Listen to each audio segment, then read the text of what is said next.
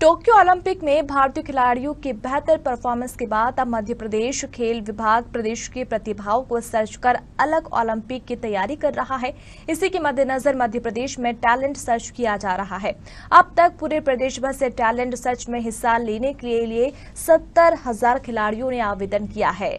जिला खेल अधिकारी जोश चाको ने बताया कि टैलेंट सर्च में हिस्सा लेने वाले सभी खिलाड़ियों का जिला स्तर, संभाग स्तर और राज्य स्तर पर चयन होगा। सभी चयनित खिलाड़ियों की प्रतिभा को निखार कर उनको आने वाले प्रतियोगिताओं के लिए तैयार किया जाएगा, ताकि वह ओलंपिक जैसी प्रतियोगिताओं में बेहतर प्रदर्शन कर देश के लिए मेडल हासिल कर सके।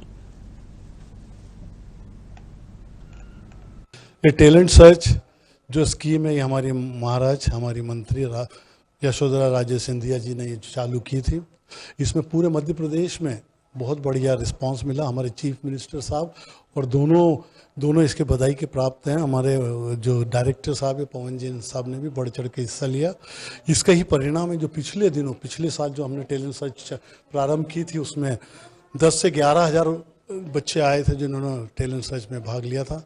और उसका रिकॉर्ड को तोड़ते हुए हमने इस वर्ष जो टैलेंट पूरे मध्य प्रदेश में टैलेंट सर्च हो रहा है, उसमें 62,847 लोगों का रजिस्ट्रेशन हुआ और कुछ ऑफलाइन भी 2-3 हज़ार। तो ऐसा करके हम 70,000 करीब बच्चे, मुझे ऐसा लगता है, पूरे मध्य प्रदेश में टैलेंट सर्च के लिए भाग लेंगे।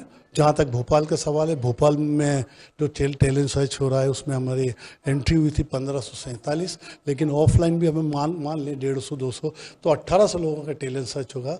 हमने एक फॉर्मेट बनाया कितने एवरीडे ज़्यादा हौश पौश नहीं हो, तो हमने एक दिन के अंदर 200 लोगों को कॉल किया है। वो जिसकी की प्रतियोगिता जो टैलेंट सर्च है आज प्रारंभ हुई है, सुबह 10 बजे से हमने 200 लोगों को कॉल किया है। ऐसे हम एक दिन पहले मैसेज देते हैं और 200 से चालू करते हैं।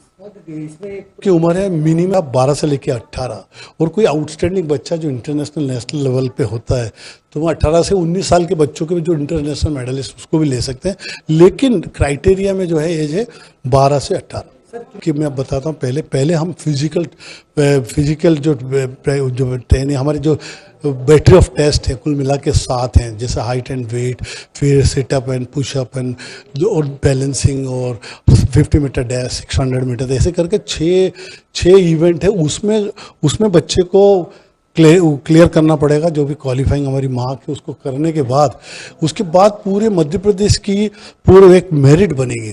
उसके अनुसार हम कॉल करेंगे। तो पहला तो उसको फिजिकल तौर से उसको फिट होना पड़ेगा, फिजिकल तौर से तैयार होकर उस परीक्षा को पास हो। तो बहुत उसके बावजूद भी उसको टॉप, जैसे कि आप एग्जाम में देखते हैं प्रवीण सूची जो मेरिट होती है, मेरिट के आधार पर हम उसको कॉल करेंगे। तो इसके बाद डिस्ट्रिक्ट के बाद प्रोसेस है, उसको डिवीज़न में आना पड़ेगा। जो अच्छे बच्चे होंगे जो मेरिट में आएंगे, ये मेरिट जो भोपाल से ही बनेगी। उसके बाद वो डिवीज़न के बाद स्किल टेस्ट होगा। हमारे जो खेल के हैं अलग अलग, हमारे यहाँ 18 एकेडमी से, हर एकेडमी में अलग अलग बच्चे, जो भी सीटें रिक्त है। एक उदाहरण स्वरूप में बता दें, यदि एथलेटिक्स में 20 यदि हमारे पास सीट है तो 20 पे हम 10 गुना लोगों को कॉल करेंगे।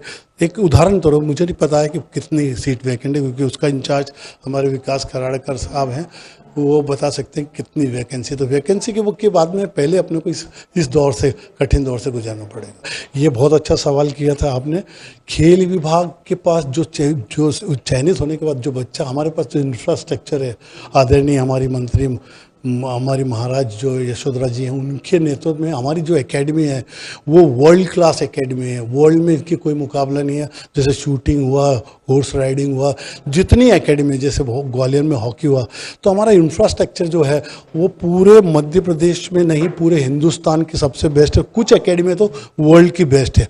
उसके बाद जो बच्चा हमारे पास आ जाता है तो हम जो फैसिलिटी देते हैं, उसके बोर्डिंग, उसके ठहरने का, उसके खाने का, उसका इक्विपमेंट सब वर्ल्ड क्लास होती है। तो आपको उसका उदाहरण स्वरूप बताऊं, वर्ल्ड की जब सबसे बड़े कोच थे होल्समैन साहब हॉलैंड के, उनकी जब मेरी बातचीत हुई तो जो ग्वालियर में, एक उदाहरण, हर एकेडमी वैसी है, तो उन्होंने बोला कि जो फैसिलिटी आपको ग्वालियर एकेडमी में मिलती है वैसी फैसिलिटी वर्ल्ड में कहीं नहीं है, जबकि हॉलैंड के कोच है one of the best in the world.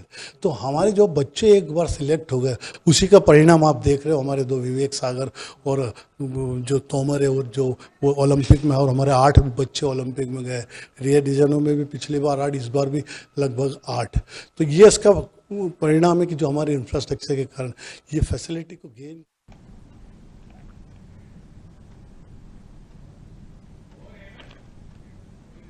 Jaipur में अवैध निर्माण पर कार्रवाई को लेकर